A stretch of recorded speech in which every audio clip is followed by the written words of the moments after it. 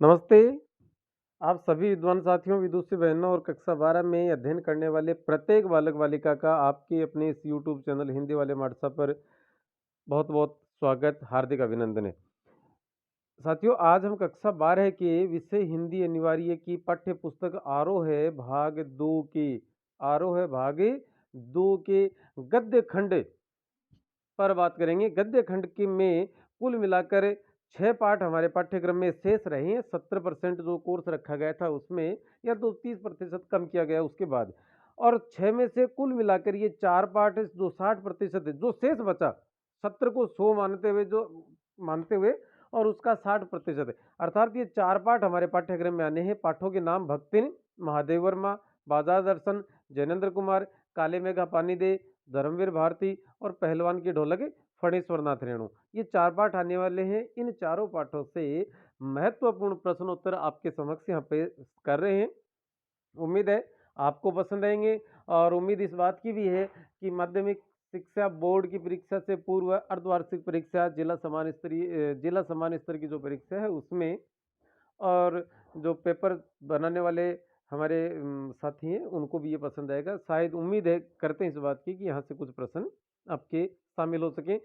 शामिल हो न हो, लेकिन पृष्ठभूमि यदि हम सारे प्रश्न उत्तर देखेंगे, सुनेंगे, तो यकीनन दावा इस बात का कर सकते हैं कि आपके लिए और वो पाठ्य की जो वाक्य विषय वस्तु वो समझने में बड़ी आसानी रहेगी।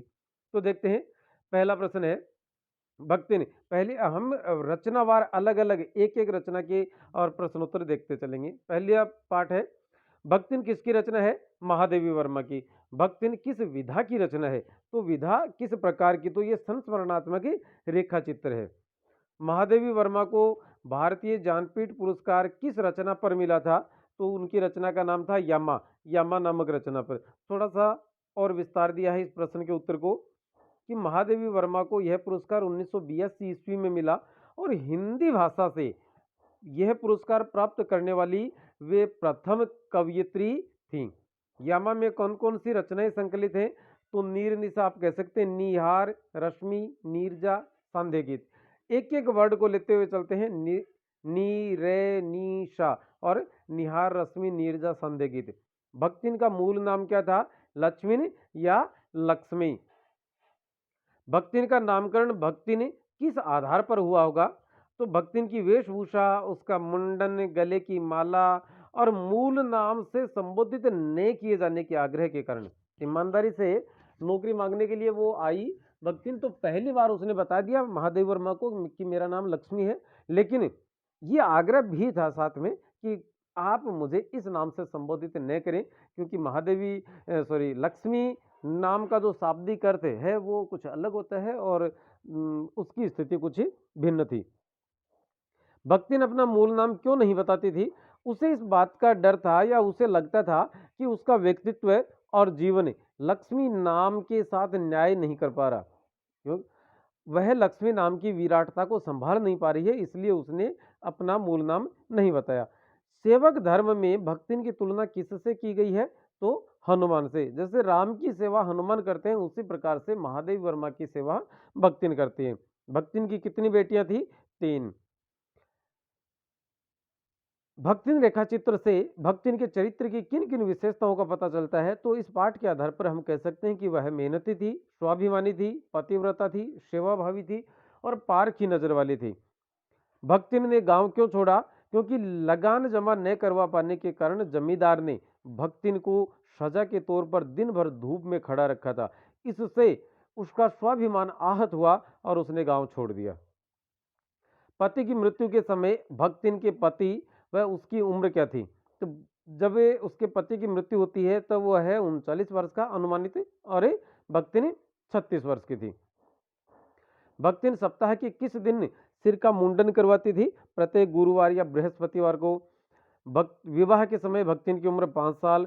कि जैसे मेरे नाम की विशालता मेरे लिए दुर्वह है, मतलब वहन करने में मैं सक्षम नहीं हूँ।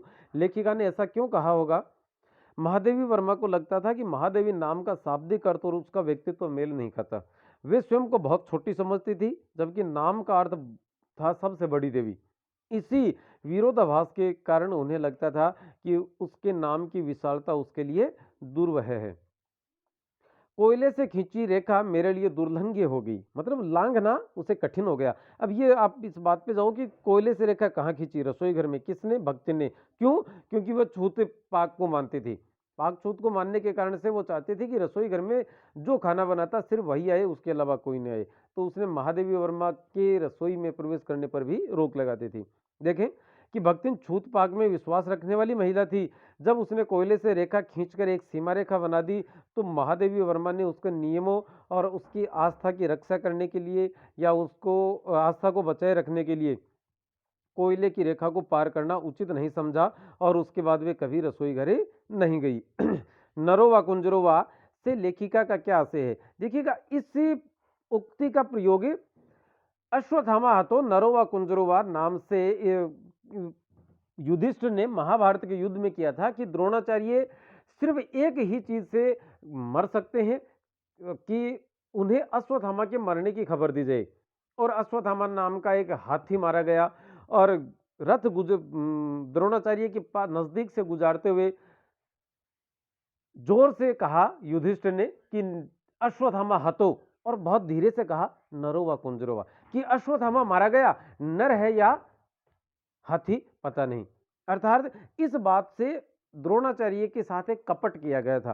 तो वही कपट वाला उदाहरण पेश करते हुए महादेव वर्मा कहती है कि लक्ष्मी या भक्तिन है, वो सत्यवादी हरिश्चंद्र भले ही न हो, लेकिन वह किसी को अपने कथन के माध्यम से जानबूझकर धोखा नहीं देना चाहती थी। कि नरोवा कुंजरोवा उक्ति का आशय मनुष्य है या हाथी। इस कथन का प्रयोग महाभारत काल में युधिष्ठिर द्वारा द्रोणाचार्य को धोखा देने के लिए किया गया था। महादेवी वर्मा का भक्तिन के विषय में मानना है कि भक्तिन इस प्रकार किसी को जानबूझकर धोखा देने में यकीन नहीं करते थे। पाठ में आए अलगोजा शब्द का अर्थ है बंटवारा। भक्तिन अपना असली नाम क्यों छुपाती थी? क्योंकि उसका असली नाम था लक्ष्मी, जिसे धन और वैभव की देवी माना जाता है। जबकि भक्तिन का जीवन तो निर्धनता में, गरीबी में बीत रहा था, उसे नौकरी करनी पड़ रही थी। तब उसे लगा कि लक्ष्मी नाम की महिला द्वारा किसी की नौकरी किए जाने से उसकी स्थिति का मेल नहीं बैठता। उसी कारण वह अपना असली नाम नहीं बताते थे। दोस्तों, आपके लिए सारे प्रश्न लिख लिख के लाए हैं, बड़ी तैयारी के साथ हमारी तरफ से। और यदि आपको पसंद आता है तो आप इसे सब्सक्राइब भी कीजिएगा। भारतीय समाज में विधवा स्त्री को किन किन समस्याओं का सामना करना पड़ता है, भक्तिन नामक पाठ के आलोक में बताइए। तो भक्तिन संस्मरण में महादेवी वर्मा द्वारा भारतीय समाज का चित्रण भी किया गया है। एक विधवा स्त्री को जिन समस्याओं का सामना करना पड़ता है, उनका वर्णन भक्तिन के जीवन चरित्र से किया गया है।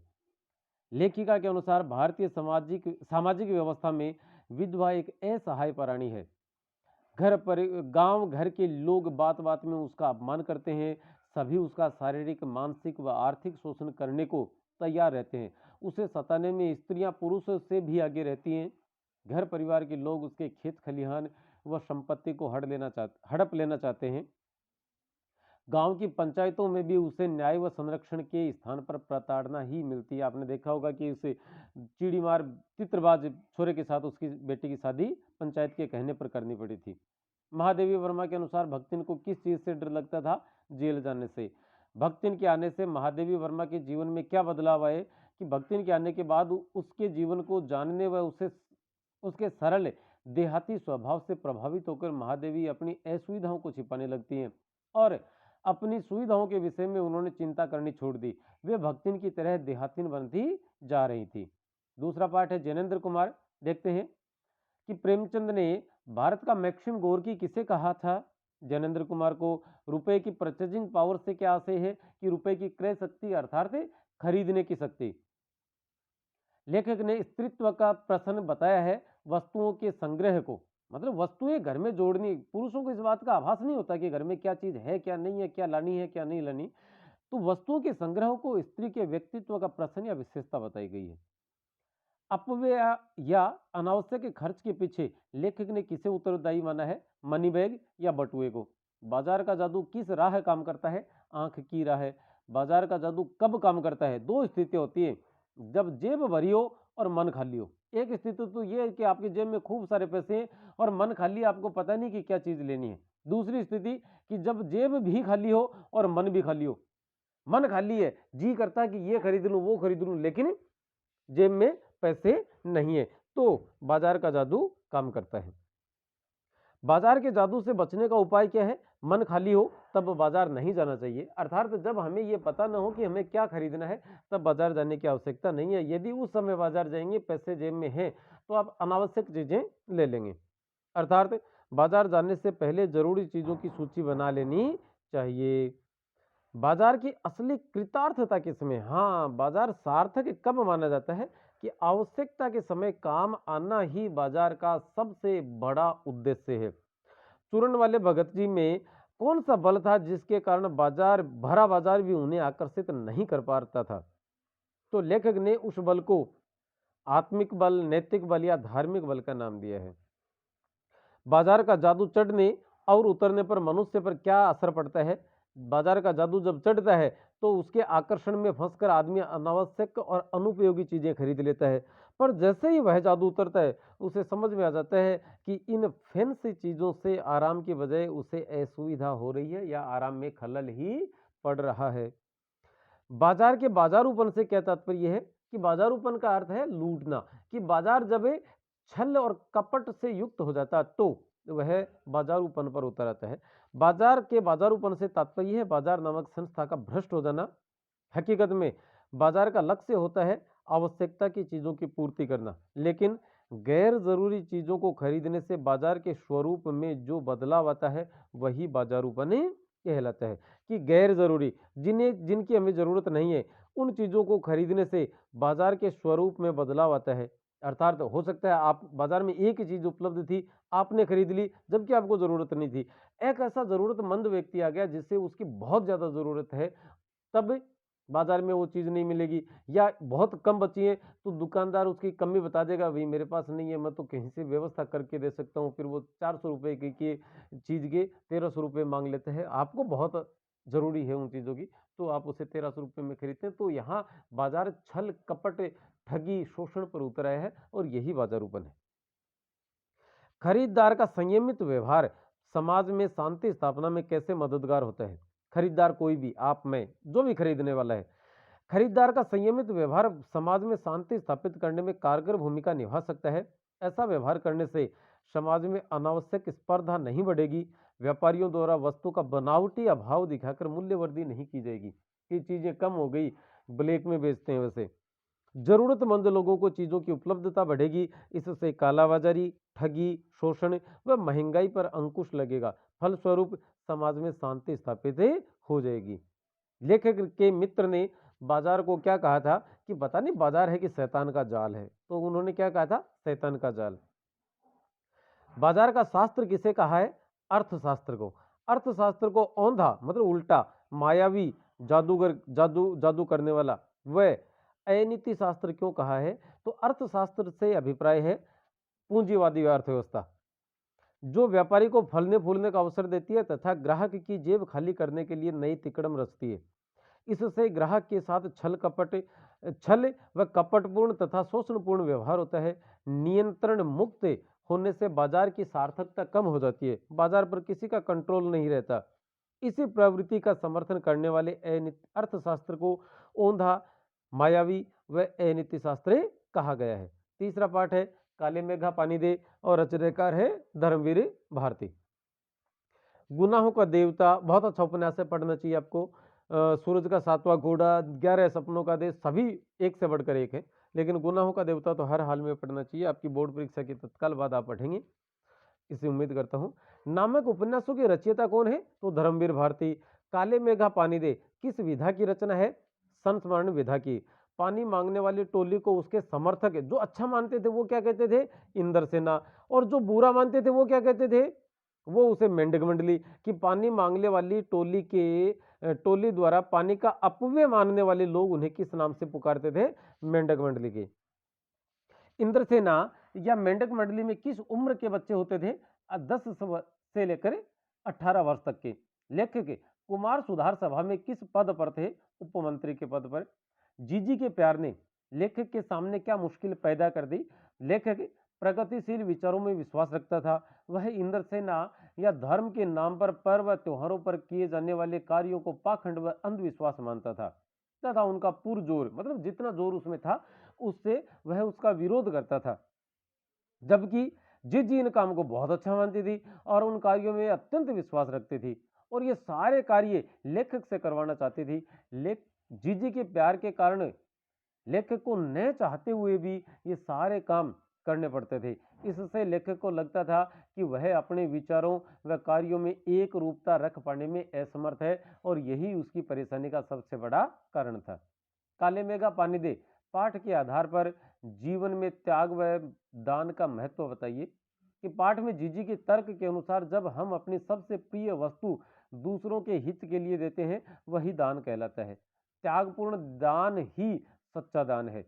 जिस वस्तु की हमारे पास कमी हो और आवश्यकता ज्यादा हो उसी को दूसरों को देना सच्चा त्याग व दान कहलाता है। करोड़ों की राशि में से कुछ दे देना दान नहीं कहला सकता। गगरी फूटी बैल पिया से कथन के निहितार्थ बताइए। यह कथन प्रतीक रूप में प्रयुक्त किया गया है। भारत के आजाद होने के बाद कि आजाद भारत में बनने वाली विकास योजनाओं में व्याप्त भ्रष्टाचार मतलब गगरी फूटना, गगरी मतलब मटका, मटका फूटना मतलब उससे रिसा होना और योजनाओं में जो राशि स्वीकृत की जाती है, बजट स्वीकृत किया जाता है वो घूसखोरी में, कमीशन में बहुत सारा चला जाता है, तो मतलब भ्रष्टाचार। और भ्रष्टाचार से गगरी के फूटने का भाव व्यंजित हुआ है तथा बैलों के प्यासे रह जाने में जरूरतमंदों द्वारा योजनाओं का जरूरतमंदों तक योजनाओं का लाभ न पहुंचने का भाव व्यंजित हुआ है। अनेक योजनाओं के बनने व क्रियान्वित मतलब बहुत सारी योजनाएं बनी है भारत में और बहुत सारी लागू हुई, इसके बावजूद भी भारतीय जनता भूखमरी, शोषण, गरीबी, बेरोजगारी जैसी अनेक समस्याओं से जूझ रही है। बैलों के प्यासे रहने में इसी सच्चाई की तरफ संकेत किया गया है। अगला पाठ है जो अंतिम है, पहलवान की ढोलक, फणीश्वरनाथ रेणु। आंचलिक उपन्यासकार के रूप में विख्यात कौन है? फणीश्वरनाथ रेणु। मैला आंचल नामक आंचलिक उपन्यास के रचयिता फणीश्वरनाथ रेणु। पहलवान की ढोलक कहानी का मूल भाव क्या है? कि व्यवस्था बदल जाने से कला एवं कलाकार का अप्रासंगिक हो जाना, मतलब उनका व्यवस्था से हट जाना। राजा साहब के स्थान पर राजकुमार का राजा बनना नई व्यवस्था का प्रतीक है और जो ही राजकुमार राजा बनते हैं पहलवान और उसके बेटों की खुराक बंद कर दी जाती है और कुश्ती को राज्य खेल से हटा दिया जाता है। पहलवान का नाम क्या था? लुट्टन सिंह। राजा साहब कौन थे? श्यामानंद। शेर का बच्चा नाम से किस पहलवान को पुकारा जाता था? चांद सिंह को। लुट्टन सिंह ने चांद सिंह को कहां के दंगल में हराया? श्यामनगर के दंगल में। श्यामनगर में कौन सी महामारी का प्रकोप फैला? मलेरिया व हैजा का। बेटों की अंतिम ख्वाहिश क्या थी? ढोलक की आवाज, मतलब मरते दम तक ढोलक सुनते रहे। पहलवान ने अपना गुरु किसे बताया था? ढोलक को। पाठ के अनुसार परिस्थिति को भांपने की विशेष योग्यता किसमें होती है? कुत्तों में। माता पिता की मृत्यु के समय लुट्टन की आयु क्या थी? 9 वर्ष। ढोलक की आवाज का पूरे गांव पर क्या असर पड़ता था? गांव में मलेरिया व हैजा रोग फैल गए थे। गरीबी व साधनहीनता के कारण उचित उपचार न मिल पाने से या उचित उपचार के अभाव में लोग मर रहे थे। ढोलक की आवाज रात की निस्तब्धता में दूर दूर तक सुनाई देती थी। इससे लोगों का डर कम होता था, वे निर्भीक होते थे, मतलब निडर। जिजीविषा उनकी बढ़ जाती थी। ढोलक की आवाज लोगों के मन में साहस व उत्साह तथा जीने की भावना का संचार करती थी, मुसीबतों का सामना करने की हिम्मत देती थी और लोगों के कराहने की आवाज दूसरे लोगों को सुनाई नहीं देती थी। ढोलक बज रहा है, ढोलक की आवाज आ रही है, तो एक ये भी थोड़ा सा रहता था कि भाई हाँ ठीक है, सब ठीक चल रहा है। पहलवान की ढोलक कहानी की भाषाई मतलब भाषा की क्या विशेषता है इसमें? कि यह कहानी रेणु की एक आंचलिक कहानी है। इसमें भाषा के आंचलिक शब्दों का प्रयोग खूब किया गया है। इससे कहानी की रोचकता बढ़ी है। मुहावरों के प्रयोग से कहानी का कथ्य गतिमान बन गया है और ढोलक की आवाज को शब्द मिलने से कि चट धिन घा घा घा धा, वो चटक दिन धा, इस प्रकार से जब लिखे हैं रेणु ने, तो इससे एक संगीत की उत्पत्ति उपस्थिति भी दिखाई देती है। किसमें? गद्य में। कविता में होती है एक्चुअली, लेकिन यहाँ गद्य में भी संगीत की उपस्थिति दर्शनीय है। राज दरबार का दर्शनीय जीव किसे कहा है लेखक ने? तो पहलवानी लुट्टन सिंह को। तो दोस्तों आज के इस वीडियो में फिलहाल इतना ही है। अभी बहुत जल्दी 12वीं क्लास के आरोह पाठ्य पुस्तक के पद्य खंड के प्रश्नोत्तरों के साथ आपके सामने उपस्थित होंगे। तब तक के लिए नमस्ते, शुक्रिया, जय हिंद। चैनल को सब्सक्राइब कीजिएगा। धन्यवाद।